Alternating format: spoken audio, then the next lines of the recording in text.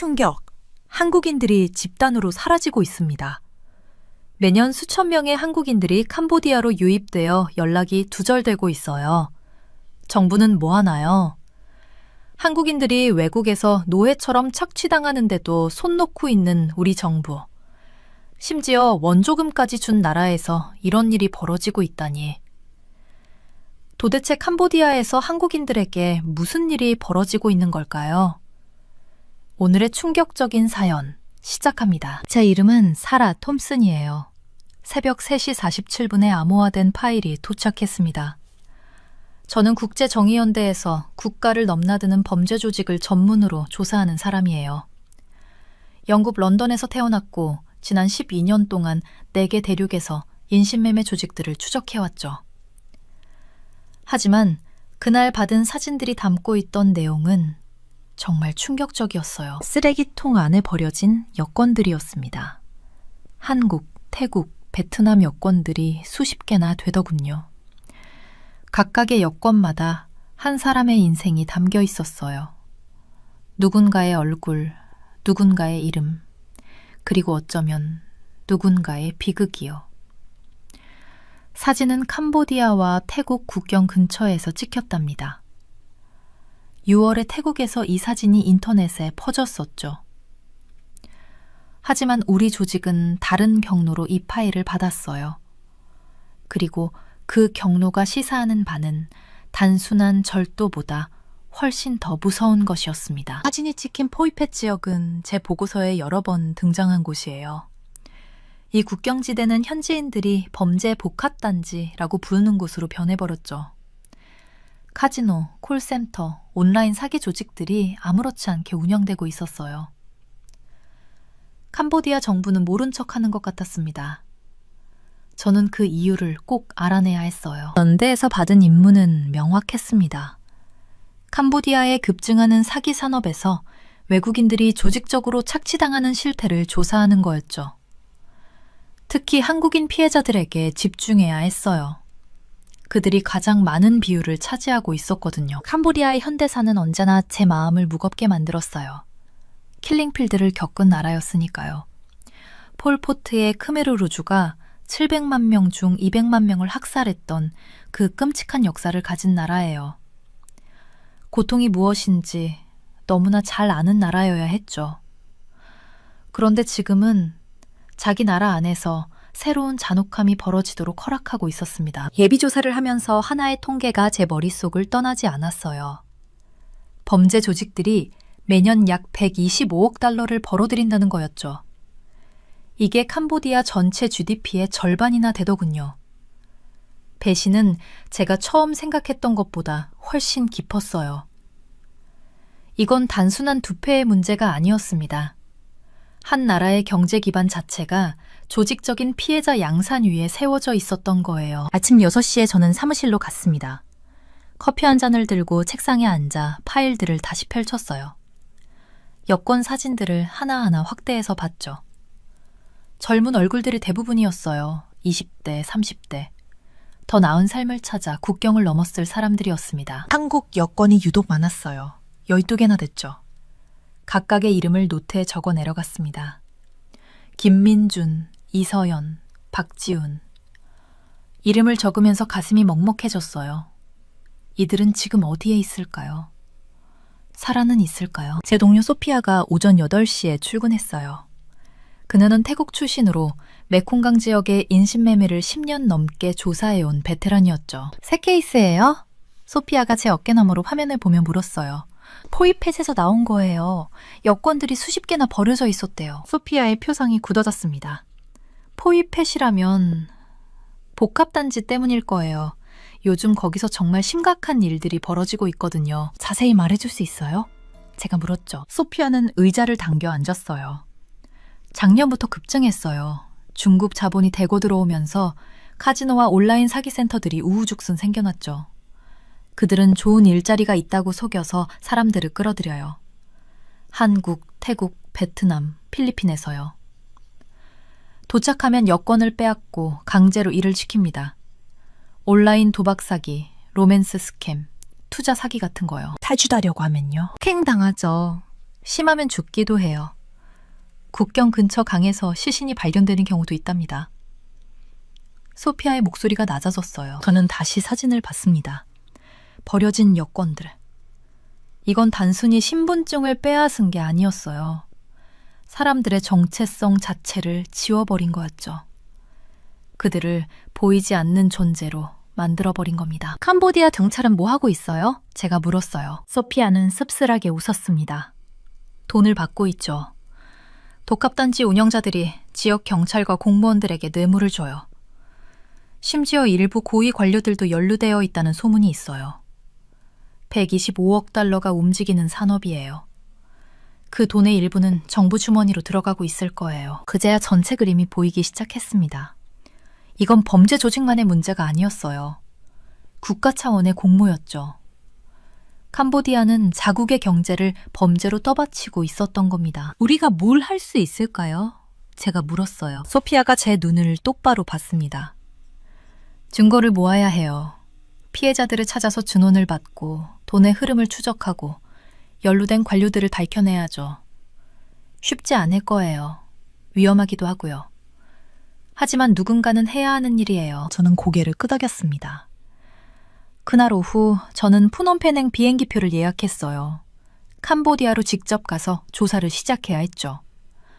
버려진 여권들 속의 사람들을 찾아야 했습니다. 그들이 어디에 있는지, 무슨 일을 겪고 있는지 알아내야 했어요. 짐을 싸면서 저는 킬링필드를 다룬 다큐멘터리를 다시 봤어요. 해골들이 쌓여있는 학살터, 생존자들의 증언, 그리고 다시는 이런 일이 일어나지 않도록이라는 약속들.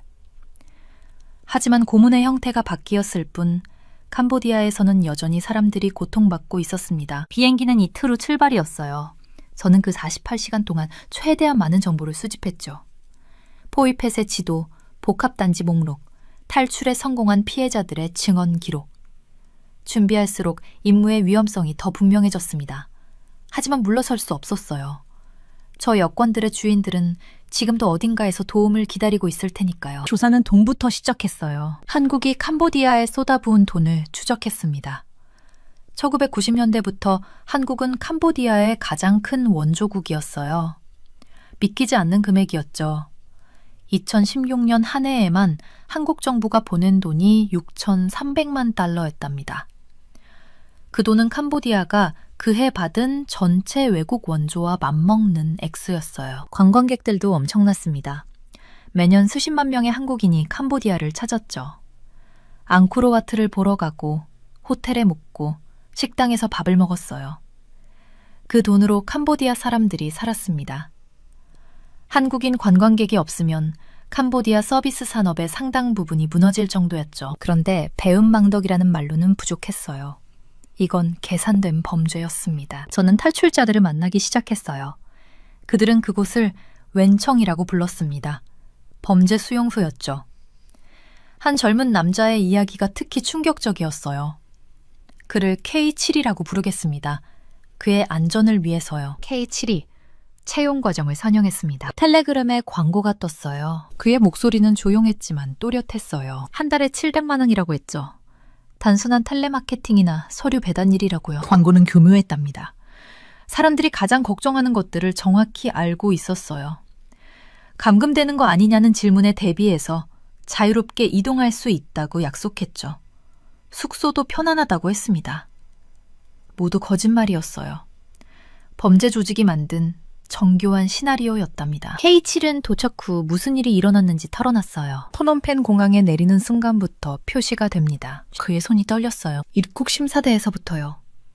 부패한 경찰과 공무원들이 협력하죠. 한국 여권을 보면 노골적으로 뇌물을 요구해요. 거절하면 몇 시간씩 붙잡아둡니다. 끝없는 줄에 맨 뒤로 보내버려요. 저는 노트에 적었습니다. 공항부터 시작되는 착취라고요. 그건 시작에 불과했어요. K7의 말이었습니다. 숫자들을 모았어요. 놀라운 규모였죠. 10만 명에서 12만 명. 그만큼의 사람들이 이 사기 수용소에서 일하고 있었습니다. 캄보디아 GDP의 50%가 이런 범죄 활동에서 나온다는 추정이었어요. 상상이 되시나요? 한 나라 경제의 절반이 범죄로 돌아간다는 거예요. 태국 언론이 보도한 내용도 충격적이었습니다. 캄보디아와 라오스, 미얀마 전체를 통틀어서 사기 조직들이 만드는 피해액이 연간 71조 원에서 107조 원이라고 했죠. 천문학적인 숫자였어요. 국제암네스티는 53개의 대규모 사기 시설을 확인했답니다. 의심되는 장소는 수십 개 더 있었어요. 이건 고립된 범죄가 아니었습니다. 산업 규모의 인신매매와 사기였죠. 정부가 묵인하는, 아니 협력하는 평행 경제 시스템이었어요. 저는 지도를 펼쳤습니다. 시안우쿠빌부터 시작했어요. 이 해변 도시가 중심지였답니다. 중국 자본이 들어오면서 카지노들이 우후죽순 생겼죠. 그 뒤에 범죄 조직들이 따라왔어요. 건물들은 겉으로 보기엔 멀쩡한 사무실이나 호텔 같았습니다. 하지만 안에서는 수백 명이 갇혀서 사기 전화를 걸고 있었어요. 프놈펜에도 여러 곳이 있었습니다. 수도 한복판이에요. 포이펫이라는 국경 도시도 마찬가지였죠. 태국과의 국경 근처라서 탈출하려는 사람들을 쉽게 잡을 수 있었답니다. 돈의 흐름을 추적했어요. 피해자들이 보낸 돈은 어디로 갔을까요? 암호화폐 계좌를 거쳐갔습니다. 추적이 어려운 방법이었죠. 그 다음엔 중국과 홍콩의 은행으로 흘러갔어요. 일부는 다시 캄보디아로 돌아와서 정치인들과 경찰, 공무원들에게 뇌물로 갔답니다. 완벽한 시스템이었어요. 범죄자들과 정부가 함께 만든 거대한 돈벌이 기계였습니다. 다른 탈출자들도 만났어요. 20대 여성이었던 사람은 고객 서비스로 속아서 갔다고 했습니다. 도착하자마자 여권을 빼앗겼죠. 휴대폰도 압수당했어요. 건물 밖으로 나갈 수 없었답니다. 하루 18시간씩 전화를 걸어야 했어요. 목표 금액을 달성하지 못하면 밥을 주지 않았습니다. 때리기도 했죠. 30대 남성은 IT 개발자로 고용됐다고 믿었습니다. 실제로는 사기 앱을 만들어야 했어요. 거절하면 폭력이 기다렸답니다. 탈출을 시도한 사람은 다른 프로들 앞에서 구타당했죠. 본보기였어요. 증언들을 모으면서 패턴이 보였습니다. 첫째, 모집 광고는 항상 합법적인 일을 제시했어요. 둘째, 높은 급여를 약속했죠. 셋째, 걱정을 미리 해소해줬답니다. 네 번째, 도착하면 즉시 통제가 시작됐어요. 다섯째, 탈출은 거의 불가능했습니다. 한국 대사관 자료도 검토했어요. 2023년 한 해에만 구조 요청이 수백 건 들어왔답니다. 하지만 실제로 구조된 사람은 손에 꼽을 정도였죠. 왜일까요? 캄보디아 경찰이 협조하지 않았기 때문입니다. 뇌물을 받고 있는 경찰들이 어떻게 자기 돈줄을 끊겠어요. 한국 정부가 압력을 넣었습니다. 캄보디아 정부는 형식적인 단속을 했죠. 언론에 보여주기 위한 쇼였어요. 몇 곳을 급습하고 몇 명을 체포했답니다. 카메라 앞에서 범죄자들을 보여줬죠. 하지만 진짜 큰 손들은 손도 대지 않았어요. 한 달 후면 다 풀려나서 다시 영업을 시작했습니다. 저는 경제 데이터를 깊이 파헤쳤어요. 캄보디아의 공식 GPD는 계속 증가했습니다. 표면적으로는 건설붐과 관광산업 덕분이라고 했죠. 하지만 속을 들여다보니 달랐어요. 시아누쿠빌의 건설 현장 대부분이 사기 조직의 본부였답니다. 관광 수입이라고 보고된 돈의 상당 부분이 범죄 수익이었어요. 국제금융 전문가와 인터뷰했습니다. 캄보디아는 동남아시아의 새로운 범죄 허브가 됐어요. 그가 말했죠. 마카오와 홍콩에서 단속이 강화되자 범죄 조직들이 이동했습니다. 캄보디아는 완벽한 장소였어요. 부패한 정부, 약한 법 집행, 중국과의 긴밀한 관계까지요. 중국 연대고리도 추적했답니다. 범죄 조직의 대부분이 중국계였어요. 사마페나 다른 마피아 조직들이었죠. 캄보디아 정부는 중국의 1:1로 프로젝트로 막대한 투자를 받고 있었습니다. 중국 눈치를 볼 수밖에 없었어요. 중국계 범죄 조직을 단속하는 건 정치적으로 위험했답니다. 피해자 가족들도 만났어요. 한 어머니는 아들이 3개월째 연락이 없다고 울었습니다. 마지막으로 받은 메시지는 엄마 도와줘 였죠. 위치 추적도 안 됐어요. 경찰에 신고했지만 아무 소용없었답니다. 한국 경찰은 외국이라 할 수 없대요. 캄보디아 경찰에 연락하래요. 근데 캄보디아 경찰은 답도 안 해요. 그녀의 절망이 느껴졌습니다. 피자들을 다시 정리했어요. 한국이 캄보디아에 준 돈, 수십억 달러. 한국인 관광객이 쓴 돈, 수억 달러. 캄보디아가 한국인에게 끼친 피해. 조단이었습니다. 투자 대비 배신의 비율이 충격적이었죠. 더 깊이 파고들수록 분노가 커졌어요. 이건 단순한 범죄가 아니었습니다. 국가 차원의 공모였죠. 캄보디아 정부는 범죄 조직과 파트너십을 맺고 있었어요. 세금도 내지 않는 불법 산업이 GDP의 절반을 차지하는데 단속하지 않았답니다. 왜? 정부 고위층이 뇌물을 받고 있었기 때문이죠. 한국이 베푼 선의는 어떻게 됐을까요? 도로를 건설해줬어요. 그 도로로 범죄자들이 피해자를 실어 날랐습니다. 학교를 지어줬죠.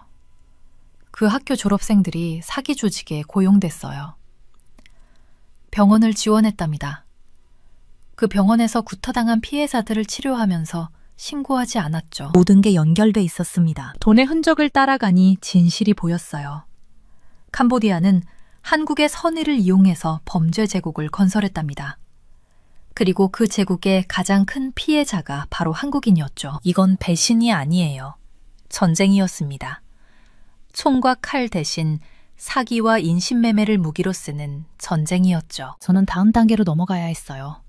직접 그곳에 가봐야겠다고 결심했습니다. 웬청을 직접 보고 피해자들을 만나고 증거를 수집해야 했죠. 위험했지만 진실을 밝히기 위해선 필요했답니다. 하지만 조사는 이제 시작이었습니다. 수용소 안이 어떤지 알아내기 위해 저는 여러 달 동안 발품을 팔았어요. 비밀 정보원들을 만났고 살아남은 사람들의 이야기를 들었습니다.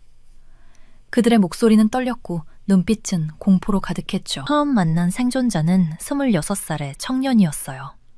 그는 제게 말했습니다. 저기서는 보이스피싱이 제일 좋은 일이에요. 좋은 일이라니. 저는 믿을 수가 없었습니다. 사기 전화를 거는 게 좋은 일이라고 말하는 그의 표정이 너무나 진지했거든요. 수용소에는 규칙이 있었어요. 매일 할당량을 채워야 했습니다. 얼마나 많은 돈을 훔쳐야 하는지 정해져 있었죠. 그 할당량을 못 채우면 무슨 일이 일어날까요? 생각하기도 끔찍한 일들이 벌어졌답니다. 또 다른 생존자가 제게 자신의 손을 보여줬어요. 검지손가락이 없었습니다. 그는 조용히 말했죠. 은행 계좌가 얼었어요. 그날 할당량을 못 채웠죠. 그들은 그의 손가락을 잘랐답니다. 경고였어요. 다음번에는 더 심할 거라는 뜻이었습니다. 저는 수첩이 적었어요. 손이 떨렸습니다. 이런 일이 정말로 일어나고 있다는 게 믿기지 않았거든요.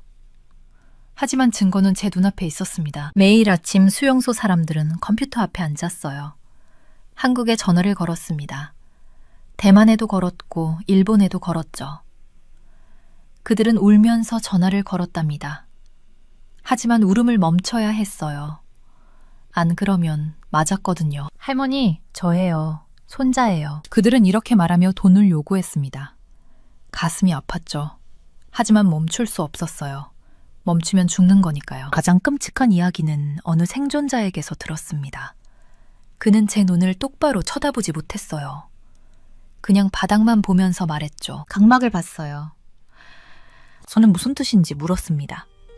그는 천천히 설명했어요. 사람의 눈에서 각막을 빼내는 걸 봤어요.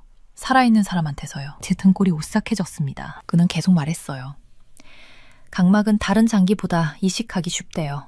가격도 괜찮고요. 범죄 조직은 이걸 알고 있었습니다. 그래서 할당량을 못 채우는 사람들한테 말했죠. 내 빚을 없애줄게. 대신 각막을 내놔. 하지만 모두가 알았어요. 각막을 빼앗기면 끝이라는 걸. 그 사람은 더 이상 가치가 없었거든요. 눈이 없으면 일을 할 수 없으니까요. 대부분은 그냥 포기했어요. 생존자가 말했습니다. 마음이 먼저 부서졌죠. 몸이 부서지기도 전에요. 저는 이 이야기들을 들으며 메모를 했어요. 하지만 손이 너무 떨려서 글씨가 엉망이었습니다. 집에 돌아가서는 잠을 잘 수가 없었죠. 8월에는 한국 대학생이 죽었어요. 성은 박 씨였습니다. 보코르산 지역에서 발견됐죠. 저는 그곳에 대해 조사했어요. 현지 한국인들은 모두 보코르를 알고 있었습니다. 그곳은 사람들이 은행 계좌를 팔러 가는 곳이었어요. 하지만 한 번 가면 돌아오지 못했죠. 박 씨는 어떻게 거기 갔을까요? 저는 그의 친구들을 만났습니다. 그들은 울면서 말했어요. 꽤 돈을 벌 수 있다고 했어요. 박씨는 믿었답니다. 젊고 순진했죠. 캄보디아에 도착했을 때는 이미 늦었어요. 함정에 빠진 거였습니다. 그는 범죄 조직에 붙잡혔어요. 불법적인 일을 강요받았습니다. 거부하면 맞았죠. 그래도 거부했어요. 그래서 죽었답니다. 저는 보코르산 근처를 돌아다녔어요. 위험했습니다. 하지만 진실을 알아야 했죠. 그곳에는 수용소들이 숨어 있었어요. 높은 담장 뒤에서 사람들이 비명을 질렀지만 아무도 듣지 못했습니다. 범죄 조직은 아주 조직적으로 움직였어요. 그들에게 사람은 물건이었습니다. 쓸모가 없어지면 버렸죠. 쓰레기처럼요. 캄보디아와 태국 국경 지역을 조사하면서 저는 깨달았어요. 이 지역이 왜 선택됐는지를요. 국경은 애매했습니다. 범죄자들은 쉽게 도망칠 수 있었죠. 한 나라에서 다른 나라로 넘어가면 됐으니까요. 피해자들도 이 길로 끌려왔어요. 트럭에 실려서, 때로는 걸어서요. 국경을 넘는 건 쉬웠습니다. 경비가 약했거든요. 아니, 어쩌면 경비들이 돈을 받았을지도 몰라요. 포이펫이라는 지역을 아시나요? 저는 그곳에 갔었습니다. 카지노가 많은 곳이었죠. 밤에는 네온 사인이 반짝였어요. 사람들은 웃으며 돈을 잃었습니다. 하지만 저는 알고 있었어요. 그 카지노들이 뭘 하는지를요. 돈 세탁이었습니다. 수용소에서 훔친 돈이 카지노를 통해 깨끗해졌죠. 그리고 범죄 조직의 주머니로 들어갔어요. 포이펫 주변에는 수용소들이 있었습니다. 담장 너머로 무슨 일이 벌어지는지 아무도 몰랐어요. 아니, 알면서도 모른 척했죠. 현지 경찰을 만났을 때 저는 물었어요. 왜 아무것도 안 하세요? 그는 어깨를 으쓱했습니다. 대답하지 않았죠. 하지만 그의 눈빛이 말해줬어요. 그도 돈을 받고 있다는 걸요. 캄보디아 당국은 개입하지 않았어요. 오히려 보호했습니다. 뇌물을 받았거든요. 수용소 주인들은 매달 돈을 냈죠. 그러면 경찰은 눈을 감았답니다. 제가 만난 한 관리는 솔직했어요. 우리한테도 가족이 있어요. 그는 이렇게 말했습니다. 변명이었죠. 하지만 저는 뭐라고 할 수가 없었어요. 수용소 안에서는 매일 악몽이 펼쳐졌습니다. 아침에 일어나면 누군가 없었어요. 밤사이 끌려갔거든요. 어디로 갔는지 아무도 몰랐습니다. 다시 돌아온 사람은 없었죠. 어떤 생존자는 말했어요. 가장 무서운 건 소리였어요. 밤에 들리는 비명이요. 고문당하는 소리였습니다. 모두가 들었지만 아무도 도울 수 없었죠. 귀를 막았어요. 하지만 소리는 머릿속에 남았어요. 저는 이 모든 이야기를 모았습니다. 증언을 기록했고 증거를 모았어요. 사진도 찍었죠. 하지만 가슴은 무거웠습니다. 이 사람들을 어떻게 구할 수 있을까요? 범죄 조직은 너무 강했어요. 정부는 협력하고 있었고요. 국제사회는 관심이 없었습니다. 포이펫 거리를 걸으며 저는 생각했어요. 저 카지노 불빛 뒤에 얼마나 많은 눈물이 있을까? 저 음악 소리 아래 얼마나 많은 비명이 묻혀 있을까? 한 생존자가 제게 마지막으로 말했어요. 세상에 알려주세요. 우리가 여기 있다는 걸요. 저는 고개를 끄덕였습니다. 약속했죠. 이 이야기를 쓸 거라고요. 사람들이 알아야 한다고요. 수용소는 지금도 돌아가고 있어요. 지금 이 순간에도 누군가 전화를 걸고 있습니다. 울면서, 떨면서요. 누군가는 고문당하고 있죠. 할당량을 못 채워서요. 누군가는 수술대 위에 있을 거예요. 각막을 빼앗기면서요. 의식이 있는 상태에서요. 이게 현실이었습니다. 제가 본 것이고 들은 것이에요. 악몽 같았지만 진짜였죠. 그리고 계속되고 있었습니다. 밤마다 저는 그들의 얼굴을 떠올려요. 생존자들의 떨리는 목소리가 귓가에 맴돕니다. 그들은 저에게 희망을 걸었어요.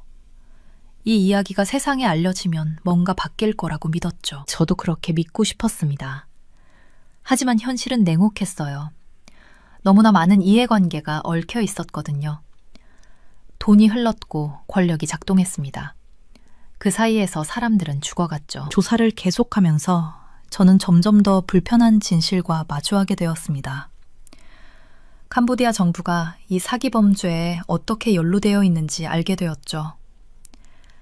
처음에는 그저 단속을 제대로 안 하는 정도인 줄 알았어요. 하지만 파고들수록 상황은 훨씬 더 심각했습니다. 제가 입수한 문서들을 보면서 온몸에 소름이 돋았어요. 캄보디아 정부는 단순히 눈을 감고 있는 게 아니었습니다. 그들은 이 범죄 산업을 나라 경제의 중요한 부분으로 만들어버렸더군요. 믿기 어렵겠지만 이 사기 조직들이 캄보디아 GDP에 엄청난 돈을 기여하고 있었어요. 그리고 10만 명이 넘는 사람들이 이 범죄 조직에서 일하고 있었죠. 생각해보세요. 10만 명이라는 숫자가 얼마나 큰지. 작은 도시 하나의 인구와 맞먹는 규모입니다. 이 모든 사람들이 갑자기 일자리를 잃는다면 캄보디아 경제는 큰 타격을 받을 거예요. 정부가 왜 이 범죄를 막지 않는지 이해가 되기 시작했습니다. 그들에게는 이게 경제 정책이었던 거죠. 공항에 도착하자마자 부패는 시작되었어요. 출입국 관리 직원들은 노골적으로 달러를 요구했습니다. 빨리 통과하고 싶으면 돈을 내세요. 그들의 눈빛에는 부끄러움이 없었어요. 이게 일상이었던 거죠. 경찰서는 더 심각했습니다. 경찰 간부들이 사기 수용소를 직접 보호하고 있었어요. 단속이 있을 거라는 정보가 들어오면 그들은 범죄자들에게 미리 알려줬죠. 조심해라. 내일 단속이 있다. 덕분에 범죄자들은 충분한 시간을 가지고 증거를 숨기거나 다른 곳으로 옮길 수 있었습니다. 하지만 가장 충격적인 건 따로 있었어요. 제가 입수한 내부 문서들을 보니 일부 캄보디아 공무원들이 이 사기 조직에 직접 투자하고 있었습니다. 심지어 파트너로 참여한 사람들도 있었어요. 이건 단순히 눈 감아주는 수준이 아니었죠. 이건 적극적인 협력이었습니다. 태국 당국이 국경을 넘어 단속작전을 벌일 때가 있었어요. 그때마다 캄보디아 군 병력이 범죄자들에게 미리 경고를 했답니다. 국제사회는 이제 심각한 문제에 직면했어요. 한 나라가 자기 경제를 범죄화시켜버린 상황이었으니까요. 한국 정부의 대응은 점점 강경해졌습니다. 처음에는 외교적인 압력으로 시작했어요. 우리 국민을 돌려보내주세요. 이 범죄를 막아주세요. 하지만 캄보디아는 제대로 응답하지 않았죠. 그러자 국회가 움직이기 시작했어요. 놀랍게도 여당과 야당이 하나로 뭉쳤습니다.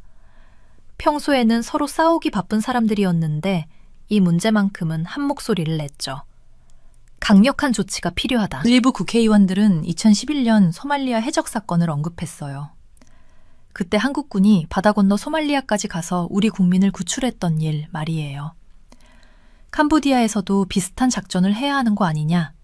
그런 목소리가 나오기 시작했습니다. 정부는 더 강력한 카드를 꺼내들었어요. ODA 자금 철회를 고려하기 시작했죠. ODA는 우리나라가 캄보디아 같은 개발도상국을 돕기 위해 주는 돈이에요. 무려 4,353억 원이나 되는 큰 돈이었습니다. 협조하지 않으면 이 돈을 끊겠다. 이건 캄보디아에게 큰 압박이 될 수 있었어요. 하지만 캄보디아 정부는 여전히 움직이지 않았습니다. 그들은 아마도 생각했을 거예요. 한국이 실제로 뭘 할 수 있겠어. 그런데 캄보디아는 이미 한국의 군사기술이 얼마나 무서운지 간접적으로 경험한 적이 있었어요. 최근에 태국과 캄보디아 사이에 국영분쟁이 있었거든요. 그때 태국 공군의 F-16 전투기들이 출격했습니다. 그 전투기들이 사용한 무기가 바로 KGB 미사일이었어요. 이건 한국의 LIG 넥스원이라는 회사에서 만든 GPS 유도 폭탄입니다. 유도라는 말이 중요해요. 이 폭탄은 마치 눈이 있는 것처럼 정확하게 목표물을 찾아가거든요. 태국군이 발사한 KGB 미사일들은 캄보디아의 지휘소를 날려버렸어요. 탄약고도 파괴했죠. 로켓 시스템도 산산조각냈습니다. 그 정확도가 정말 무서웠답니다. 빗나가는 법이 없었어요. 한 발에 1억 원 정도 하는 무기였지만 그 효과를 생각하면 싸다고 할 수 있었어요. 게다가 사정거리가 110km나 됐습니다. 이게 무슨 뜻이냐면 캄보디아에 어디든 타격할 수 있다는 거예요. 국경에서 110km면 캄보디아 내륙 깊숙이 들어가는 거니까요. 이 사실을 캄보디아 정부가 모를 리 없었습니다. 메시지는 분명했어요. 필요하다면 한국의 군사기술이 캄보디아 어디든 도달할 수 있다. 물론 아무도 실제로 군사행동을 원하지는 않았어요. 하지만 가능성은 거기 있었죠. 저는 이 모든 정보를 정리하면서 한국 정부의 고민을 이해할 수 있었습니다. 외교적 압력? 효과가 없었어요. 경제적 제재? 아직 시도해 볼 만했죠. 하지만 그것도 실패한다면 더 강력한 조치를 고려해야 할 수도 있었습니다. 캄보디아와 한국 사이의 긴장은 날로 높아졌어요. 양국 관계는 최악으로 치닫고 있었죠. 한때 우호적이었던 두 나라가 이제는 대립하고 있었습니다. 수용소 안에 갇힌 한국인들은 이 모든 외교적 줄다리기를 몰랐어요. 그들은 그저 하루하루를 버티고 있었죠. 누가 우리를 구해줄까? 그들은 매일 밤 기도했을 거예요. 정부 관계자들과 만날 때마다 저는 물었습니다. 언제쯤 이분들을 구출할 수 있을까요? 대답은 항상 비슷했어요. 최선을 다하고 있습니다. 하지만 최선만으로는 부족했죠. 시간이 흐를수록 상황은 더 복잡해졌습니다. 이제는 단순히 피해자를 구출하는 문제가 아니었어요. 이건 국제범죄, 정부의 부패, 경제적 이해관계, 그리고 국가 간 관계가 모두 얽힌 거대한 문제였죠. 저는 밤늦게까지 자료를 정리하면서 생각했어요. 이 문제를 어떻게 해결할 수 있을까? 쉬운 답은 없었습니다. 하지만 한 가지는 확실했어요. 포기할 수는 없다는 거죠. 캄보디아 정부의 그림자는 길고 어두웠습니다. 하지만 언젠가는 그 그림자를 걷어낼 수 있을 거예요.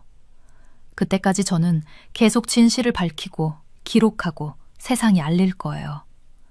그게 제가 할 수 있는 일이었으니까요. 매주 새로운 실종 신고가 들어왔어요. 전화벨이 울릴 때마다 가슴이 철렁 내려앉았죠. 또 누군가가 사라졌다는 뜻이었으니까요. 제 동생이 연락이 안 돼요. 한 여성의 목소리가 떨리고 있었습니다. 그녀의 남동생은 한 달 전 캄보디아로 떠났답니다.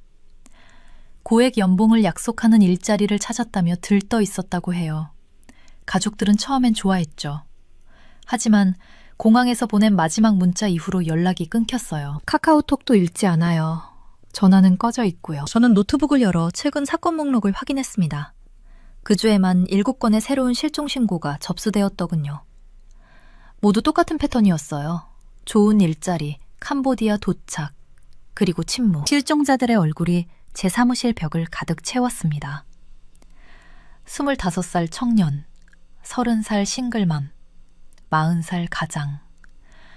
나이도 직업도 달랐지만 한 가지는 같았어요. 모두 더 나은 삶을 꿈꿨다는 거죠. 소셜미디어를 확인할 때마다 새로운 구인 광고가 올라와 있었어요. 전보다 더 교묘해졌더군요. 이전 피해자들이 경고했던 위험 신호들을 모두 제거했죠. 비자 지원부터 숙소까지 모두 제공.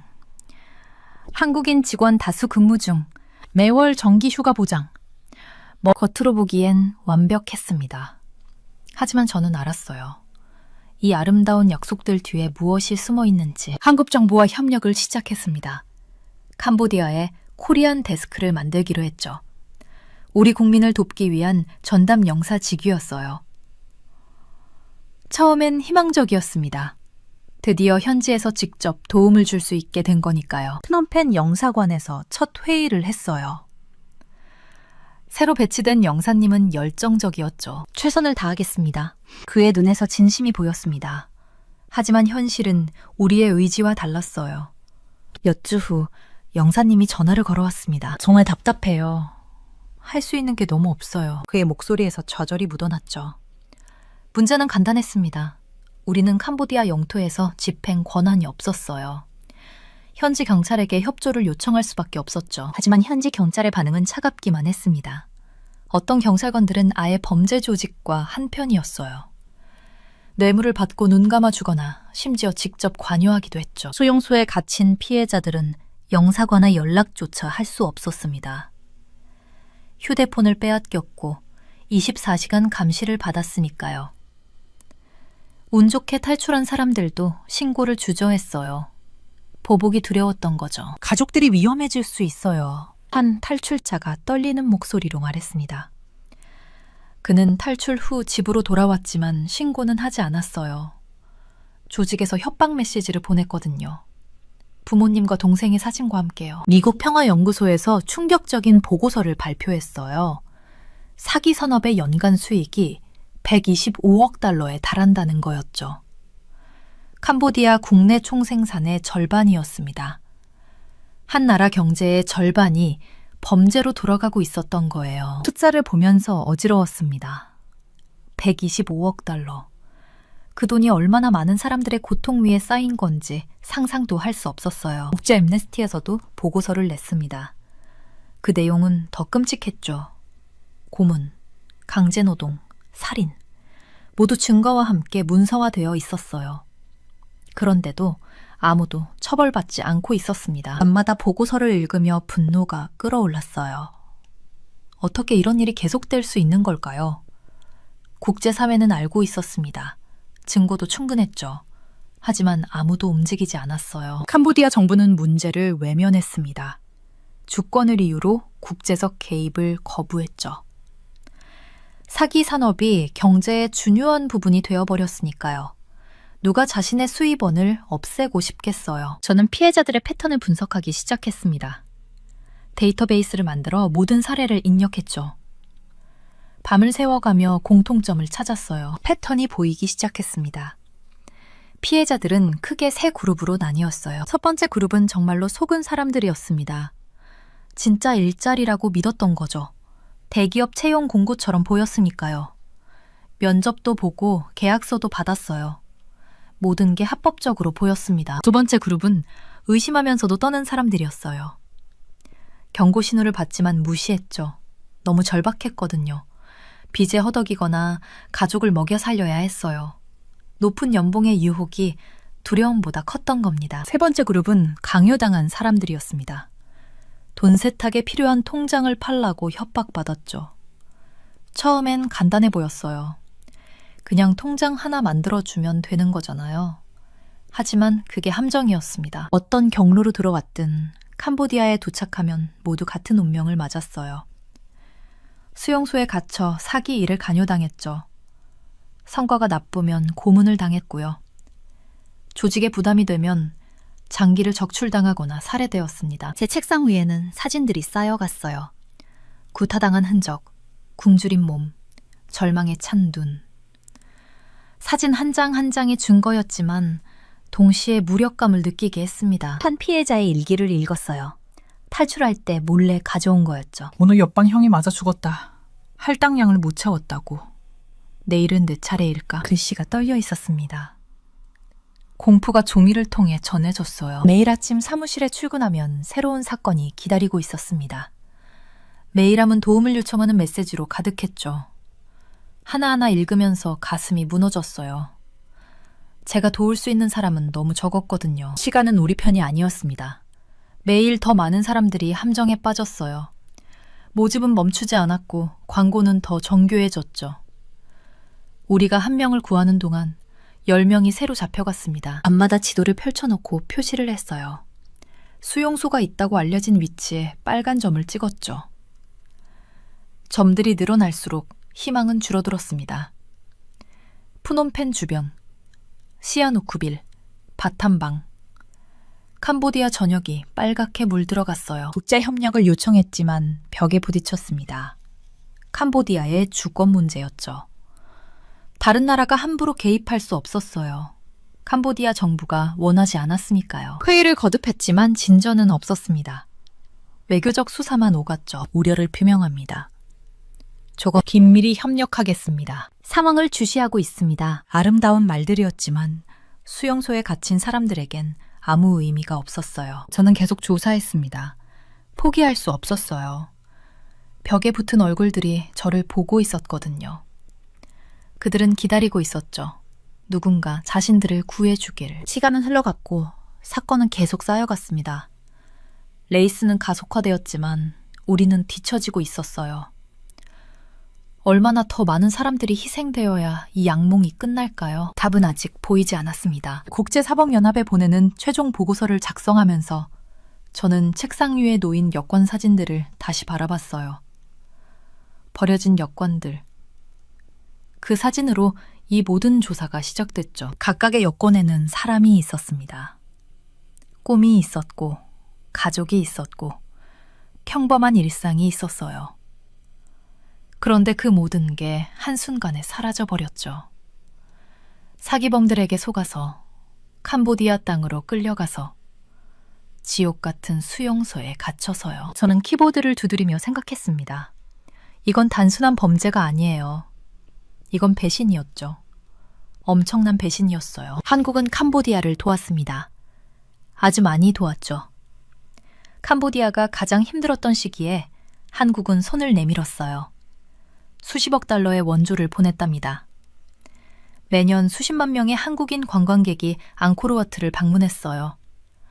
한국 기업들이 투자했고 한국 정부가 학교와 병원을 지어줬죠. 캄보디아는 전쟁과 학살로 망가진 나라였습니다. 킬링필드라는 끔찍한 시기를 겪었죠. 수백만 명이 죽었어요. 나라 전체가 폐허가 됐답니다.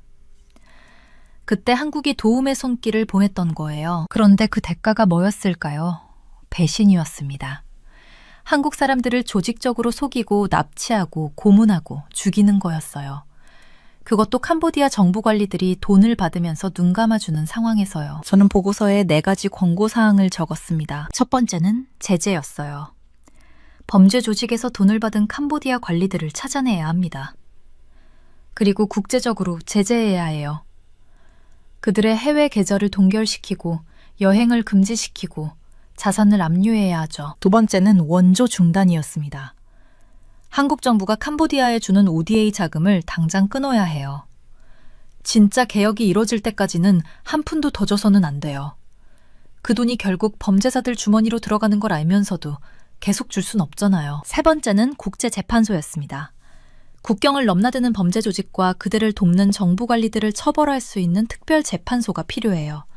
보통 법정으로는 이런 큰 범죄를 다룰 수가 없거든요. 네 번째가 가장 어려운 권고사항이었죠.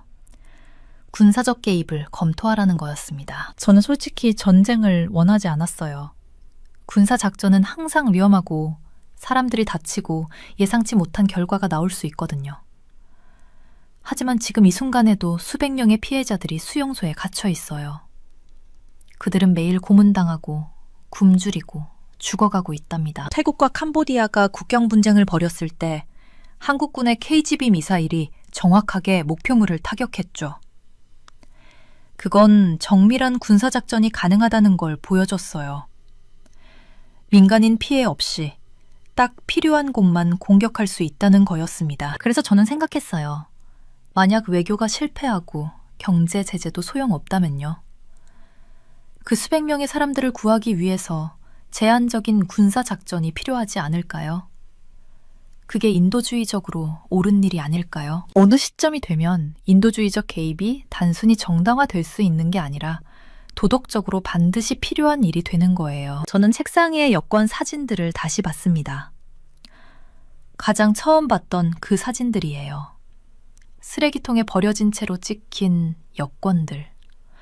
그 사진들이 이 모든 조사를 시작하게 만들었죠. 각각의 여권 뒤에는 사람이 있었어요.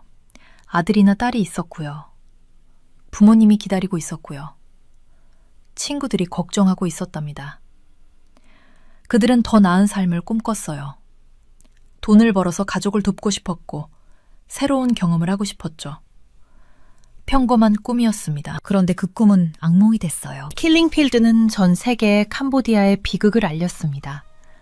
캄보디아가 얼마나 끔찍한 학살을 당했는지, 얼마나 많은 사람들이 고통받았는지를 보여줬죠. 세상은 캄보디아를 희생자로 봤어요. 불쌍한 나라, 도와줘야 할 나라로요. 그런데 수십 년이 지난 지금 캄보디아는 뭘 하고 있을까요? 자기들이 당했던 고통을 다른 사람들에게 똑같이 가하고 있었습니다. 역사적인 고통이 공감 능력을 키워주는 게 아니라 때로는 그냥 고통을 더 효율적으로 가하는 방법을 가르쳐주는 거더군요. 제 보고서는 긴급한 행동을 촉구하는 내용으로 끝났습니다. 매일매일 지연될 때마다 더 많은 피해자가 생겨요. 더 많은 사람들이 사기 광고에 속아서 캄보디아로 가고 있어요. 더 많은 고문이 자행되고 더 많은 생명이 파괴되고 있죠. 국제사회는 이걸 더 이상 한국과 캄보디아 사이의 양자 문제로만 봐서는 안 됩니다. 이건 전례 없는 규모의 초국가적 범죄예요. 국가의 보호를 받으면서 운영되고 수백억 달러의 불법 수익을 올리고 매년 수천 명을 희생시키는 거대한 범죄 조직이랍니다. 정책 위반자들이 답해야 할 질문은 간단하지만 깊이가 있었어요. 한 나라가 경제를 범죄화하면서 외국인들의 목숨을 담보로 잡을 때 국제사회는 그 나라의 주권을 얼마나 존중해야 할까요? 캄보디아가 한국의 선의를 배신한 건 도덕적 위기를 만들어냈습니다. 이 위기는 해결이 필요해요. 가능하다면 외교로, 필요하다면 경제적 압박으로, 그것도 안 되면 개입을 통해서라도요. 저는 보고서를 다시 읽어봤습니다.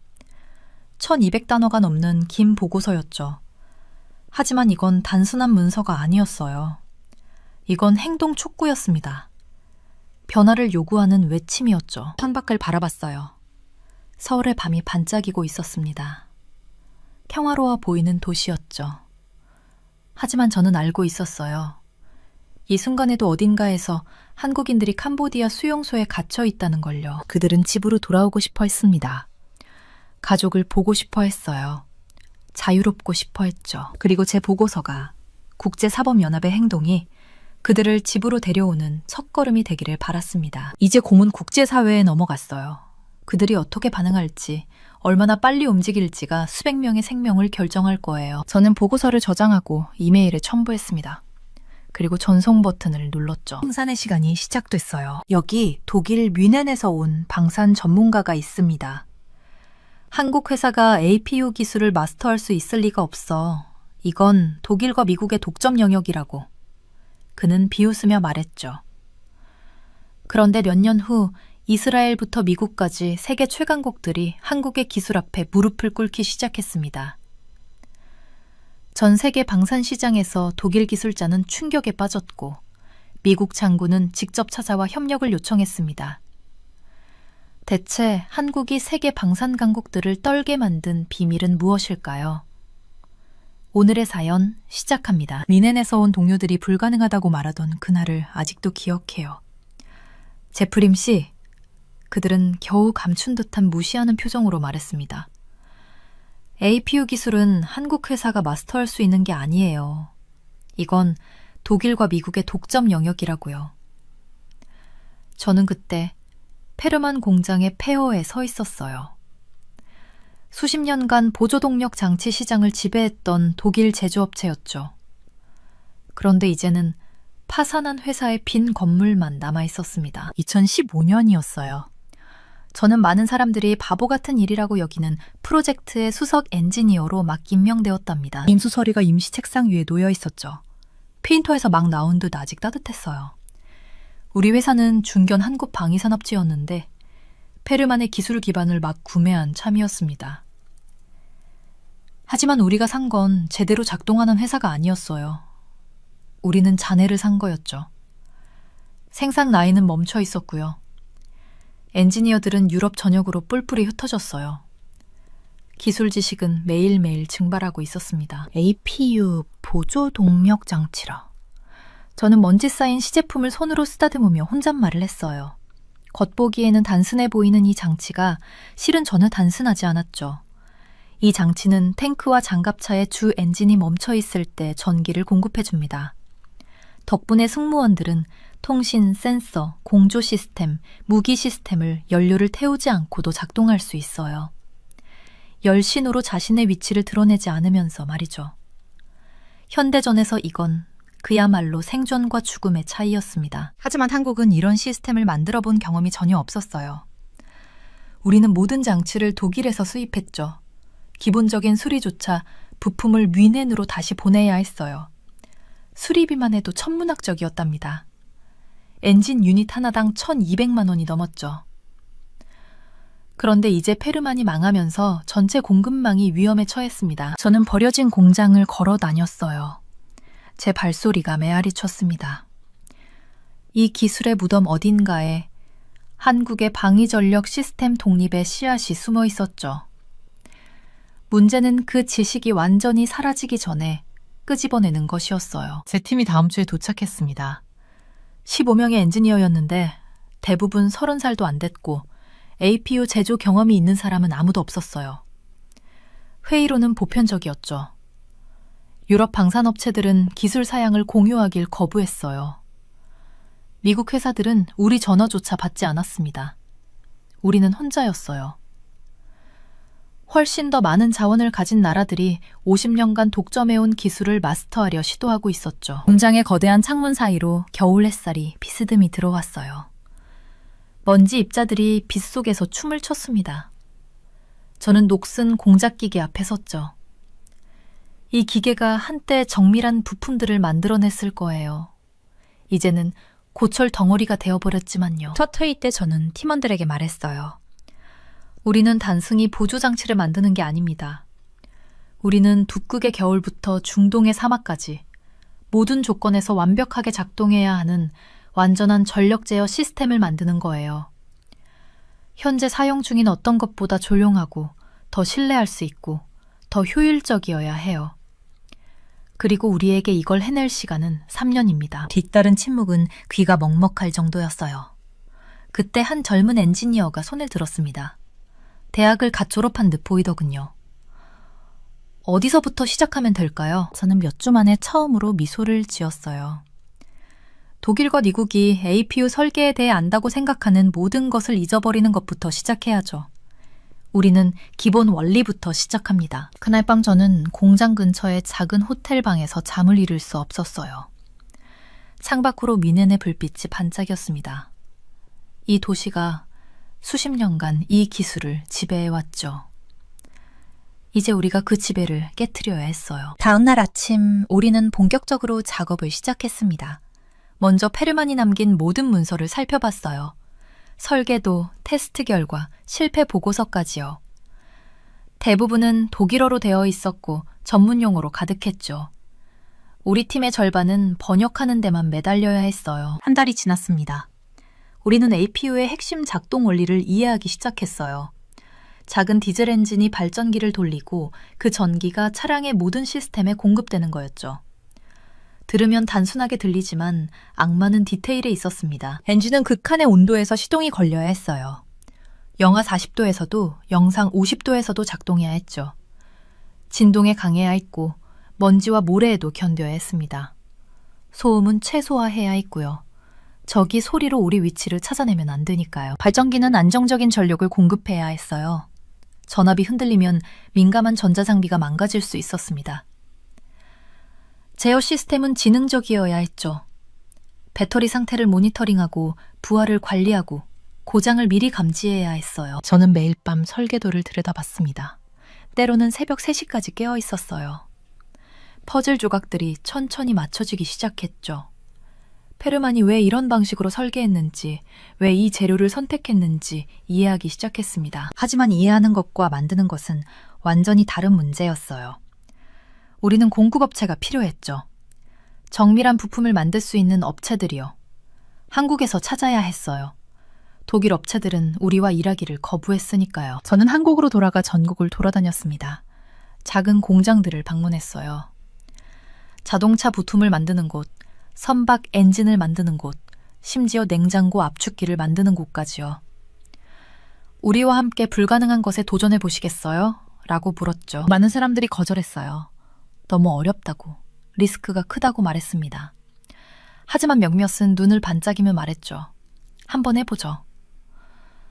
그렇게 우리의 공급망이 형성되기 시작했습니다. 부산의 작은 정밀 가공 업체, 대구의 전자부품 제조사, 창원의 엔진 전문가들이요. 모두 자신들의 영역에서는 최고였지만 APU는 처음이었어요. 우리 모두가 처음이었습니다. 6개월이 지났어요. 첫 시제품이 완성됐죠. 보기에는 그럴듯했습니다. 하지만 시동을 걸자마자 이상한 소리를 내더니 멈춰버렸어요. 팀원들의 얼굴이 어두워졌습니다. 괜찮아요. 저는 말했어요. 이게 바로 우리가 배우는 방법입니다. 실패는 성공의 어머니니까요. 우리는 다시 시작했습니다. 설계를 수정하고 부품을 개선하고 테스트를 반복했어요. 두 번째 시제품, 세 번째, 네 번째. 매번 조금씩 나아졌죠. 하지만 여전히 완벽하지 않았어요. 1년이 지났습니다.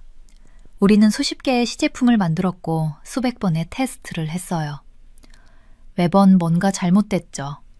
소음이 너무 크거나 진동이 심하거나 연료 효율이 나쁘거나 끝이 없어 보였습니다. 어느 날 밤 저는 연구소에 혼자 남아 있었어요. 최신 시제품 앞에 앉아서 생각했죠. 정말 불가능한 걸까? 미넨 동료들이 옳았던 걸까? 그때 문이 열렸어요. 막내 엔지니어가 들어왔습니다. 그녀는 커피 2잔을 들고 있었죠. 아직도 여기 계셨네요. 그녀가 말했어요. 저도 잠이 안 와서요. 우리는 함께 커피를 마셨어요. 말없이요. 시제품을 바라보면서요. 저는 믿어요. 그녀가 갑자기 말했습니다. 우리가 해낼 수 있다고요. 시간이 좀 더 걸릴 뿐이에요. 그 순간 저는 깨달았어요. 이건 제 혼자만의 싸움이 아니었죠. 우리 모두의 싸움이었어요. 그리고 우리는 포기하지 않을 거예요. 다음날 아침 저는 팀 전체를 모았습니다. 2년이 남았어요. 우리는 해낼 겁니다. 반드시요. 그날부터 뭔가 달라졌어요. 팀의 분위기가 바뀌었죠. 더 집중했고, 더 창의적이었고, 더 끈질겼어요. 마치 우리가 하나의 유기체처럼 움직이기 시작했답니다. 불가능한 시작이었지만 이제 우리는 가능성을 보기 시작했습니다. 희미하게 남아요. 그리고 그것으로 충분했어요. 지금은요, 기술적인 문제들은 정말 어마어마했어요. 전통적인 독일 APU 설계는 1970년대와 1980년대대로 거슬러 올라갔습니다. 그것들은 근본적으로 구식인 구조를 조금씩 개선한 것에 불과했죠. 회전축은 단일 베어링 구조를 사용했는데 이게 진동에 아주 약했어요. 알루미늄 합금 하우징은 극심한 온도 변화를 견딜 수 없었습니다. 냉각 시스템은 비효율적이어서 사막 환경에서 출력이 떨어지곤 했답니다. 저는 6개월 동안 펌한 시스템의 모든 부품을 역설계하면서 시간을 보냈어요. 각각의 결함, 각각의 비효율성. 수십 년 전에 이제는 더 이상 타당하지 않은 이유로 만들어진 타협점들을 하나하나 기록했죠. 제 노트는 계산식들, 응력 분석, 연력학 방정식들로 가득 찼습니다. 밤에는 미분 방정식으로 된 꿈을 꾸더군요. 독일 사람들은 이것들을 중부 유럽 기후에 맞춰 설계했어요. 중요한 설계 검토 회의 중에 제가 설명했습니다. 하지만 현대의 전쟁은 어디서나 일어나죠. 아프가니스탄의 얼어붙은 산악지대부터 이라크의 타는 듯한 사막까지요. 우리 APU는 영하 40도에서 영상 60도까지의 온도에서 95%의 출력을 유지해야 합니다. 돌파구는 서울 연구실에서 한밤중 작업을 하던 중에 찾아왔어요. 저는 이중 베어링 구조로 재설계된 회전축을 테스트하고 있었는데 놀라운 것을 발견했습니다. 진동 흡수율이 340%나 개선되었더군요. 테스트를 다시 돌렸어요. 똑같은 결과였습니다. 또 한 번. 역시 같은 결과였죠. 이건 모든 걸 바꿔놓을 거야. 저는 중얼거리며 열 분석 소프트웨어를 켰어요. 만약 알루미늄 하우징을 복합 탄소갱으로 교체하고 순환 냉각 시스템을 통합하고 전력 분배 네트워크를 최적화한다면 새벽이 되자 저는 완전히 토종 APU 설계의 틀을 갖췄습니다. 독일 부품도 없고 미국 하위 시스템도 없었어요. 순수한 한국 엔지니어링이었죠. 모든 기존 성능 지표를 뛰어넘도록 처음부터 만들어진 것이었습니다. 국산화율은 제 집착이 되었어요. 매달 저는 팀에게 또 다른 수입 부품을 없애라고 도전장을 내밀었습니다. 2017년까지 우리는 95% 국산화율을 달성했죠. 독일이 1,200만 원을 받던 소형 디젤 엔진을 우리는 500만 원의 더 나은 성능으로 국내에서 생산했답니다. 하지만 종이 위의 숫자는 아무것도 아니었어요. 진짜 시험은 환경 챔버에서 이루어졌습니다. 지구상의 어떤 기후든 시뮬레이션 할 수 있는 가혹한 시설이었죠. 저는 강화 유리를 통해 우리 프로토타입 APU가 60도에서 300시간 연속 작동하는 것을 지켜봤어요. 독일 제품들은 보통 그런 조건에서 180시간 후에 고장나곤 했습니다. 250시간이 되었을 때 저는 숨을 멈췄어요. 275시간에는 제 손이 떨리고 있었죠. 심장이 두근거렸습니다. 제 입술은 바짝 말랐어요. 연구실 안은 고요했습니다. 모두가 화면을 응시하고 있었죠. 300시간. APU는 여전히 완벽하게 작동하고 있었어요. 오일 온도는 임계 한계보다 12도나 낮게 유지되었습니다. 소음 수준은 독일 제품보다 40%나 낮았어요. 출력은 97%를 안정적으로 유지했죠. 저는 드물게 만족스러운 순간을 허락했습니다. 우리가 해냈어요. 한국은 더 이상 서양의 APU 기술에 의존하지 않았습니다. 우리는 독점을 깨트렸죠. 그 순간의 기쁨은 말로 표현할 수 없었어요. 6개월간의 불면의 밤들, 수없이 많은 실패들, 포기하고 싶었던 순간들이 모두 이 한순간으로 보상받았습니다. 제 팀원들의 얼굴에는 환한 미소가 번졌어요. 우리는 서로를 껴안았습니다. 몇몇은 눈물을 흘리기도 했죠. 이제 시작이에요. 제가 말했습니다. 이건 단지 APU만의 문제가 아니에요. 이건 우리가 세계 최고 수준의 기술을 만들 수 있다는 증거죠. 환경 챔버 밖으로 나왔을 때 새벽 햇살이 연구실 창문으로 비쳐 들어오고 있었어요. 서울의 아침은 아름다웠습니다. 저는 그 순간을 결코 잊지 못할 거예요. 그것은 단순히 기술적 승리가 아니었습니다. 그것은 한국이 더 이상 기술 식민지가 아니라는 선언이었죠. 며칠 후 우리는 본격적인 양산 준비에 들어갔어요. 국방부에 보고서를 제출했고 그들은 깜짝 놀랐습니다. 정말 95% 국산화율이 가능한가요? 담당자가 물었어요. 테스트 결과를 보시면 믿으실 겁니다. 제가 자신 있게 대답했죠. 하지만 아직 넘어야 할 산이 많았습니다. 양산 과정에서 품질을 일정하게 유지하는 것, 비용을 더 낮추는 것, 그리고 무엇보다 현장에서 실제로 사용되는 것을 증명해야 했어요. 우리는 아직 절반밖에 오지 않았습니다. 그러나 우리는 해낼 수 있었어요. 그 300시간의 테스트가 그것을 증명했으니까요. 진짜 인정은 예상치 못한 곳에서 왔어요. 2018년 어느 날 제 이메일함에 이상한 메일 하나가 도착했습니다. 암호화된 메일이었죠. 발신자는 이스라엘 국방부 관계자라고 했어요. 우리가 만드는 APU에 대한 소문을 듣고 직접 테스트를 하고 싶다는 내용이었습니다. 처음에 믿기지 않았어요. 이스라엘이라면 세계 최고 수준의 방산 기술을 가진 나라예요. 그런 나라가 왜 한국의 작은 회사가 만든 APU에 관심을 가질까요? 혹시 사기는 아닐까 하는 생각도 들었죠. 하지만 진짜였습니다. 얼마 후 이스라엘 기술팀이 직접 한국에 왔어요. 그들은 메르카바 전차를 업그레이드하고 있었답니다. 트로피 능동 방호 시스템, 첨단 레이더, 원격 무기 시스템을 추가하고 있었죠. 문제는 전력이었어요. 기존 APU로는 이 모든 장비를 감당할 수 없었던 거예요. 당신네가 만든 걸 보여주세요. 팀장이었던 기술자가 간단히 말했습니다. 저는 사흘 동안 그들과 함께 시간을 보냈어요. 모든 기술 사양을 보여줬죠. 왜 이렇게 설계했는지, 성능은 어떤지 하나하나 설명했습니다. 그들이 특히 관심을 보인 건 냉각 시스템이었어요. 순환식 냉각 방식과 열 관리 기술 말이에요. 이해가 됐습니다. 중동의 전투 환경은 혹독하거든요. 섭씨 55도가 넘는 더위에서 계속 작동해야 해요. 모래와 먼지도 문제였죠. 온도 변화도 극심하고요. 이런 환경에서 견딜 수 있는 APU가 필요했던 거예요. 카일로 씨, 이스라엘 기술자가 마침내 입을 열었습니다. 당신네 APU는 미국이나 독일 제품보다 뛰어나요. 테스트용으로 주문하겠습니다. 70대였어요. 이스라엘 방산 시스템에 들어갈 맞춤형 APU 70대를 주문했죠. 이 주문 하나가 모든 걸 바꿔놨어요. 그동안 우리에게 닫혀있던 문들이 활짝 열렸습니다. 이스라엘이 자기네 전투장비에 한국산 APU를 쓴다고요? 그럼 다른 나라들도 주목할 수밖에 없었죠. 이스라엘은 방산 기술에서 세계 최고 중 하나예요. 그런 나라가 인정한 거니까요. 주문이 밀려들기 시작했습니다. 폴란드에서 연락이 왔어요. K2P의 전차용 APU가 필요하다고 했죠. 인도는 K9 바즈라 자주포용 장비를 원했습니다. 터키, 파키스탄, 싱가포르까지요. 각 나라마다 요구사항이 달랐어요.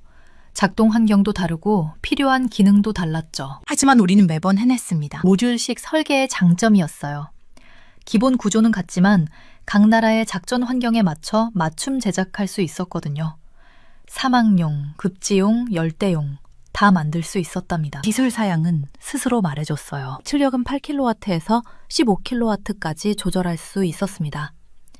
모듈을 추가하면 더 높은 출력도 가능했죠. 작동 온도 범위는 영하 40도에서 영상 60도까지였어요. 이 정도 온도 차이에서도 성능이 거의 떨어지지 않았답니다. 소음은 기존 제품보다 40%나 낮았어요. 전장에서 소리는 생명과 직결되거든요. 조용할수록 좋죠. 수명은 독일 제품보다 1.5배 길었고요. 고장도 적게 나서 유지 비용이 절반으로 줄었습니다. 그리고 가장 자랑스러운 건 국산화 유리였어요. 95% 이상의 부품이 국내산이었습니다. 더 이상 외국에 의존할 필요가 없었죠. 우리 손으로 만들고 우리 기술로 개선할 수 있었어요. 하지만 진짜 혁신적인 건 따로 있었습니다. 소프트웨어 기반 설정 방식이었어요. 처음 설계할 때부터 제가 고집한 부분이었죠. 우리 APU에는 3가지 작전 프로필이 미리 깔려 있었어요. 급지용, 사막용, 온대용이었습니다. 바꾸는 건 정말 간단했어요. USB 암호화 키만 꽂으면 됐습니다. 하드웨어는 하나인데 3가지 다른 기능을 쓸 수 있는 거죠. 마치 스마트폰에 앱을 설치하듯이요. APU 하나 값에 3개를 사는 거네요. 폴란드 조달 담당자가 협상 중에 이렇게 말했어요. 그 말이 딱 맞았죠. 이게 우리만의 경쟁력이었습니다. 시간이 흐르면서 우리 APU는 점점 더 많은 곳에 갔어요. 2023년이 됐을 때 한국산 APU는 4개 대륙 10개 나라에서 작동하고 있었습니다. 수출액도 어마어마했어요. 단일 부품 수출액이 억 5천만 달러를 넘었죠. 한국 중견기업이 방산 분야에서 이런 성과를 낸 건 전례가 없는 일이었답니다. 돌이켜보면 여더연이라는 시간이었어요. 8년 전만 해도 우리는 기술을 수입하는 입장이었죠. 외국 제품을 사다 쓰는 나라였어요. 하지만 이젠 달랐습니다. 우리가 기술을 수출하는 나라가 됐어요. 가끔 공장을 걷다 보면 생각이 들었어요. 저 APU들이 지금쯤 어디서 뭘 하고 있을까? 폴란드의 추운 겨울을 견디고 있을까요? 인도의 뜨거운 사막에서 작동하고 있을까요? 그 장비들이 누군가의 생명을 지키고 있을 거라 생각하니 가슴이 벅찼습니다. 이건 단순히 돈을 번 것 이상의 의미였어요. 우리는 한국 기술의 위상을 바꿔놨습니다. 메이드 인 코리아가 단순히 저렴한 제품이 아니라 세계 최고 수준의 기술을 의미하게 만들었죠. 이스라엘, 폴란드, 인도 같은 나라들이 우리 제품을 선택한 건 가격 때문이 아니었어요. 성능과 품질 때문이었답니다. 작은 시작이었어요. 한국군의 요청으로 시작된 프로젝트였죠. 그게 이렇게 커질 줄은 몰랐습니다. 하지만 우리는 한 걸음씩 나아갔어요. 포기하지 않고 계속 개선하고 더 나은 제품을 만들려고 노력했죠. 그 결과가 바로 이거였습니다. 세계가 인정하는 한국의 기술이었어요. 더 이상 누구의 허락이나 인정이 필요하지 않았습니다. 우리 제품이 스스로 증명했으니까요. 우리가 정말로 성공했다는 걸 깨달은 순간이 있었어요. 2024년 초였죠. 벨기에 브뤼셀에서 열린 방위산업 컨퍼런스에 참석했을 때였습니다. 회의장은 넓고 화려했어요. 세계 각국에서 온 군 장성들과 방위산업 전문가들이 모여 있었죠. 저는 한국에서 온 작은 회사의 대표였습니다. 솔직히 말하면 조금 긴장되더군요. 그런데 갑자기 미국 장군 한 분이 제게 다가왔어요. 그분의 태도는 아주 직접적이었습니다. 카일로 씨, 우리 미국이 AEM-1, A2C, 에이브람스 전차를 업그레이드하고 있습니다. 당신의 회사의 APU 기술에 관심이 있어요. 그 순간 믿기지 않았어요. 미국이라고요? 세계 최강의 군사대국 미국이 한국의 보조동력 장치에 관심을 갖다니요. 심장이 쿵쾅거렸습니다. 저는 조심스럽게 대답했어요. AGT-1500 가스터빈 엔진은 정말 훌륭한 엔진입니다. 하지만 공회전할 때도 연료를 많이 소비하죠. 장시간 작전 중 열 관리 문제로 전차병들이 불편을 겪고 있다는 얘기를 들었어요. 장군님이 고개를 끄덕였어요. 우리가 당신의 제품을 테스트해봤습니다. 소음이 낮고 효율이 높은 설계가 우리가 20년 동안 고민했던 문제를 해결해 주더군요. 평가 계약을 진행하고 싶습니다. 그날 이후로 비슷한 대화들이 계속 이어졌어요. 독일 방위 관계자들이 레오파드 EA7 전차 업그레이드에 대해 문의해 왔습니다. 아이러니했죠.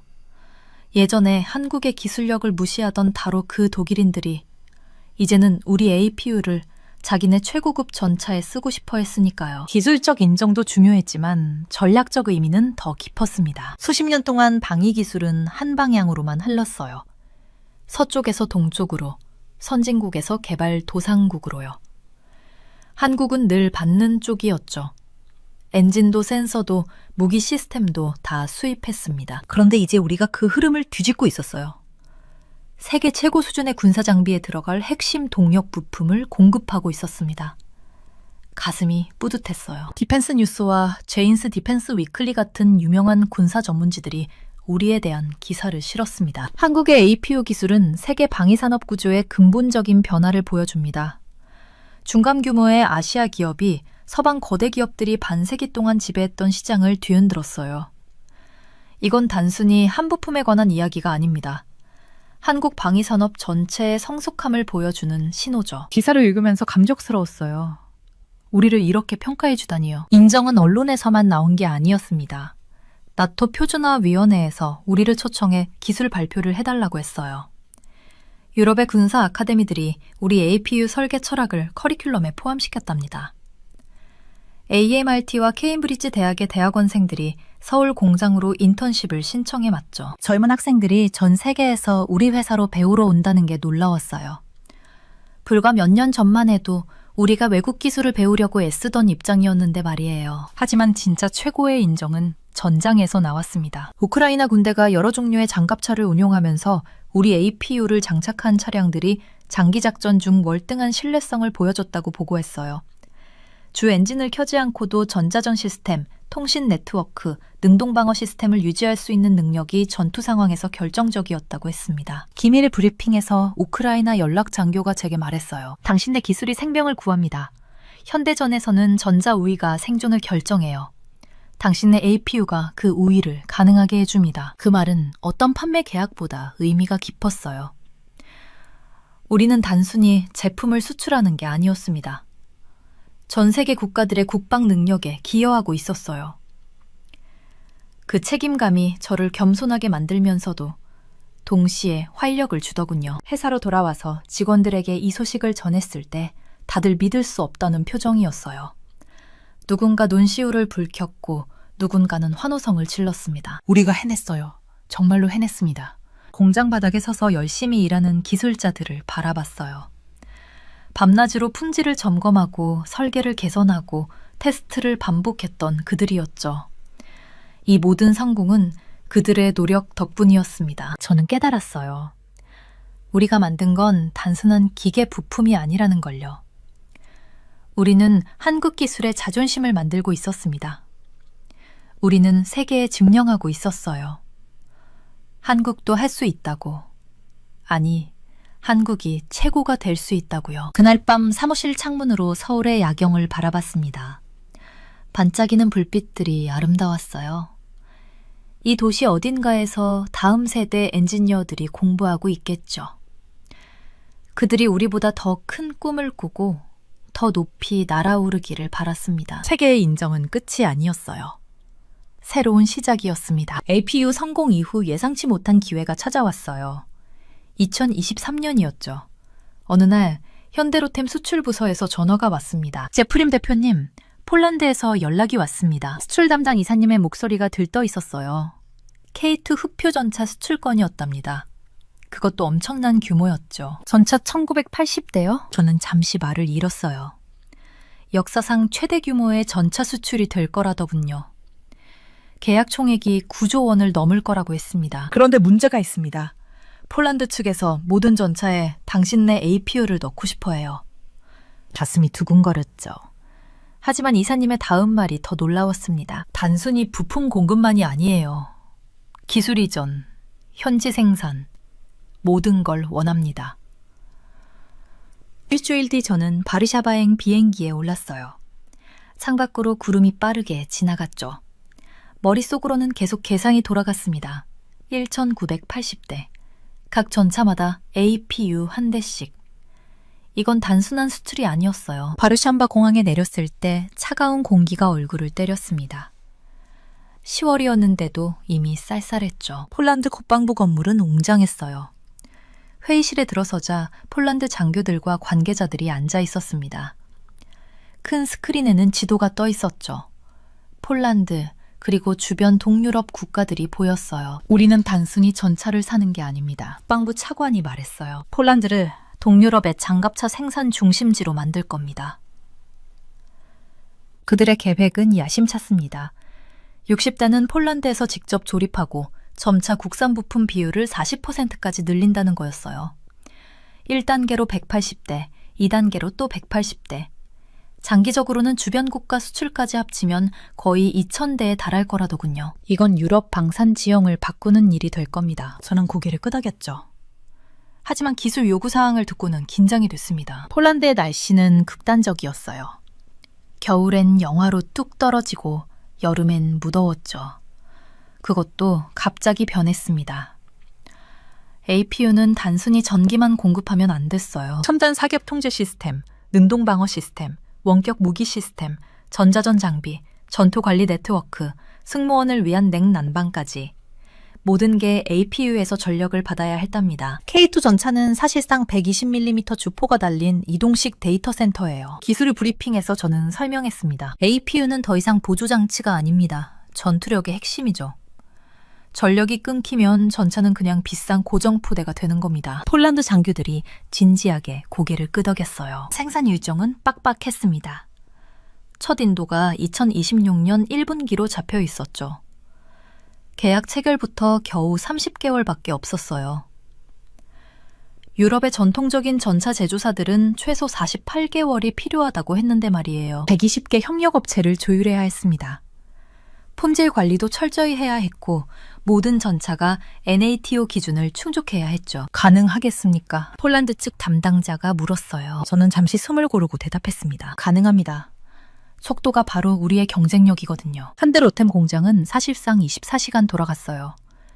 생산 라인은 한 달에 여러 대를 뽑아낼 수 있었죠.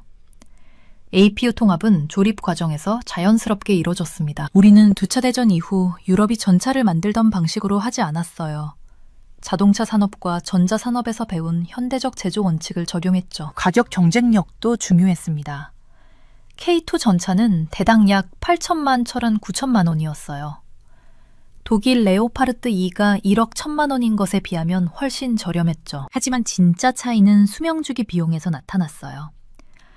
연료, 유지보수, 부품, 훈련 비용까지 다 합치면요. 25년간 K2 운영 비용이 레오파르트 2의 68% 수준이라는 분석이 나왔답니다. 호텔로 돌아와 노트북을 켰어요. 유럽 방산 언론의 반응을 확인하고 싶었거든요. 헤드라인들이 화면을 가득 채웠습니다. 한국의 전차, 유럽 시장 교란, 독일 불공정 경쟁 우려 표명, 프랑스 전문가들, 유럽 방산 기반 침식 경고. 어떤 기사는 거의 공포에 가까웠어요. 한국이 전통적인 유럽 시장을 뒤흔들고 있다고 했죠. 독일 관계자들은 불평했고 프랑스 분석가들은 경고했습니다. 저는 복잡한 감정으로 기사를 읽었어요. 불공정한 이점 같은 건 없었습니다. 그냥 더 나은 엔지니어링, 더 효율적인 생산, 고객 중심 설계였을 뿐이에요. 서방 방산업계가 안일해진 거였죠. 높은 가격과 긴 낫기에 익숙해져 있었던 겁니다. 우리는 그저 더 나은 대안을 제시했을 뿐이었어요. 창밖으로 바르샤바의 야경이 보였습니다. 구시가지의 불빛들이 반짝였죠. 이 도시는 전쟁으로 완전히 파괴됐다가 다시 일어서는 곳이었어요. 폴란드 사람들은 안보의 중요성을 누구보다 잘 알고 있었습니다. 그래서 최고의 장비를 원했던 거죠. 가격도 중요했지만 성능과 신뢰성이 더 중요했어요. 다음 날 아침 공장 현장 시찰이 잡혀 있었습니다.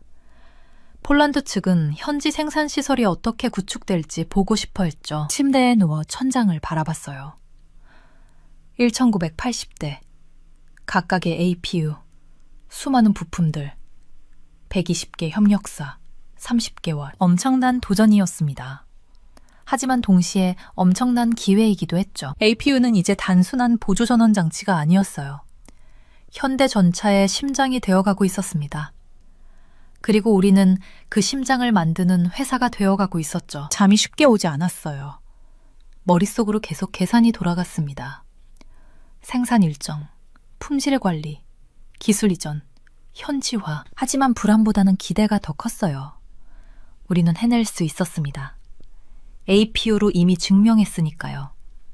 이제 그걸 더 큰 무대에서 보여줄 차례였죠. 유럽 방산 언론이 뭐라고 하든 시장은 정직했습니다. 더 나은 제품, 더 나은 가격, 더 나은 서비스. 그게 전부였어요. 그리고 우리는 그 모든 면에서 앞서가고 있었습니다. 2025년 10월 어느 날이었어요. 저는 폴란드의 포즈난이라는 도시에 있는 공장에 서 있었죠.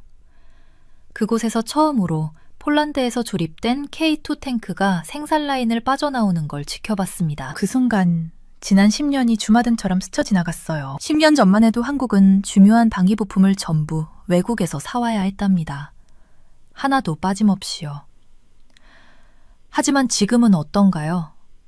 우리가 직접 기술을 다른 나라에 전해주고 그 나라의 일자리를 만들어주고 군사력까지 향상시켜주고 있었습니다. 대륙을 넘어서요. 파급 효과는 계속 퍼져나갔어요. 루마니아, 체코, 헝가리, 슬로바키아.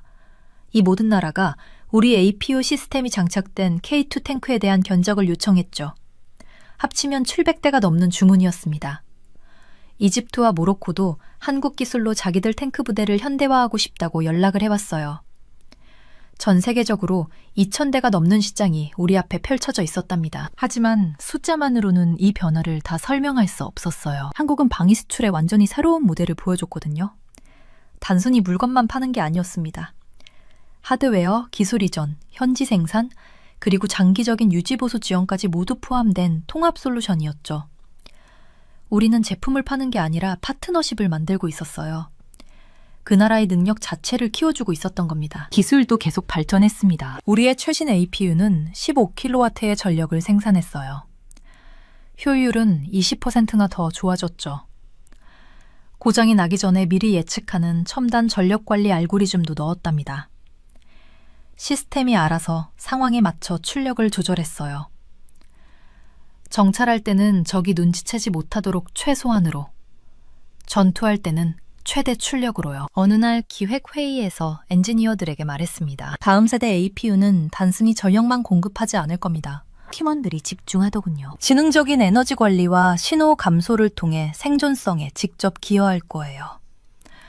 APU가 보조 부품이 아니라 전투 시스템의 일부가 되는 겁니다. 국내 군대도 이런 발전을 수출 고객만큼이나 좋아했어요. 한국군은 우리가 외국에 수출하는 것과 동시에 K2 탱크를 받고 있었거든요. 이중 생산 전략이었죠. 국방이 소홀해지는 일은 절대 없었습니다. 2030년까지 한국은 550대가 넘는 K2 탱크를 운용하게 될 예정이었어요. 전부 우리의 가장 첨단 시스템이 장착된 탱크였죠. 국제적인 인정도 새로운 차원에 도달했습니다. 런던의 국제전략문조연구소에서 발표 요청이 왔어요. 워싱턴과 텔아비브의 방위 심포지엄에서도요. 유럽 전역의 사관학교에서도 초청장이 날아왔답니다. 방위공학을 공부하는 학생들이 이제 우리의 개발 과정을 케이스 스터디로 배우더군요. 기술 독립과 시장 타개의 사례로요. 그러다 정점이 찾아왔습니다. NATO가 공식적으로 한국의 APU 규격을 동맹 사양에 부합한다고 인정한 거예요. 이 인증이 무슨 의미인지 아세요? 이제 NATO 회원국이라면 어디든지 특별한 면제나 긴 승인 절차 없이 우리 시스템을 구매할 수 있다는 뜻이었습니다. 우리는 서방 방위 생태계에 완전히 통합됐어요. 아랫사람으로서가 아니라 동등한 파트너이자 기술 선도자로서요. 앞을 내다봤을 때 도전은 여전히 컸습니다. 기술적 우위를 유지하려면 끊임없이 혁신해야 했어요. 경쟁사들이 우리 방식을 연구하고 있었거든요. 우리 장점을 따라하려고 애쓰고 있었죠. 우리는 계속 앞서 나가야 했습니다. 전력 밀도, 열 관리, 소음, 작전 유연성에서 계속 한계를 넘어야 했어요. 하지만 저는 자신이 있었습니다. 한국을 APU 수입국에서 세계 선도자로 바꿔놓은 그 엔지니어링 문화가 다음 세대 혁신도 이끌어갈 테니까요. 우리는 증명했잖아요. 시장 지배력이 영원하지 않다는 걸요. 기술적 우수성이 기존의 강자를 이길 수 있다는 걸요. 결단력과 엔지니어링 엄격함이 합쳐지면 산업 전체를 바꿀 수 있다는 걸요. 서방의 독점은 끝났습니다. 새로운 시대가 시작됐어요.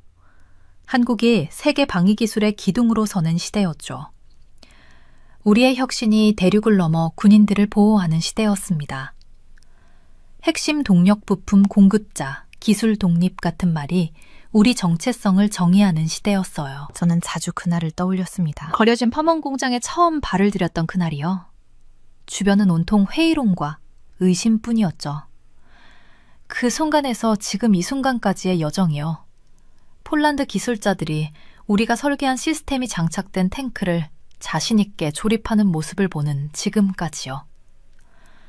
모든 어려운 결정, 실험실에서 보는 모든 반, 모방 대신 혁신을 선택했던 모든 순간이 정당화됐답니다. 이건 단순히 보조동력 장치나 탱크 수출에 관한 이야기가 아니었어요. 국가가 기술적 한계를 영구적인 경계로 받아들이길 거부했을 때 무엇을 이룰 수 있는지에 관한 이야기였습니다. 탁월함이 지리적으로 결정되지 않는다고 믿었던 엔지니어들에 관한 이야기였어요. 운이나 환경이 아니라 엔지니어링 완벽함을 끊임없이 추구해서 세계 방위기술 선도자 중 한 자리를 차지한 한국에 관한 이야기였죠. 불가능했던 것이 현실이 됐습니다. 그리고 이건 시작에 불과했어요. 저는 공장 창밖을 바라봤습니다. 폴란드의 겨울하늘이 회색빛으로 물들어 있었죠. 하지만 그 하늘 아래에서는 새로운 역사가 만들어지고 있었어요. 한국의 기술로, 한국의 엔지니어들의 땀과 노력으로요. 다음 세대를 위한 길을 닦은 겁니다. 우리 아이들은 더 이상 외국 기술에 의존하지 않아도 될 거예요. 그들은 자신의 기술로, 자신의 혁신으로 세계와 당당히 경쟁할 수 있을 겁니다. 그게 제가 진짜로 이루고 싶었던 거였어요. 생산 라인에서 또 한 대의 탱크가 완성됐습니다. 폴란드 기술자가 웃으며 엄지를 치켜들었어요. 저도 웃으며 손을 흔들었죠. 말은 통하지 않았지만 우리는 같은 것을 보고 있었습니다. 함께 만들어낸 미래를요. 이제 돌아가서 다음 프로젝트를 시작할 시간이었어요. 아직 해야 할 일이 너무나 많았거든요. 하지만 저는 알고 있었습니다. 우리가 어디서 왔는지, 어디로 가고 있는지를요. 한국은 더 이상 따라가는 나라가 아니었습니다. 이제 우리가 길을 만드는 나라였죠.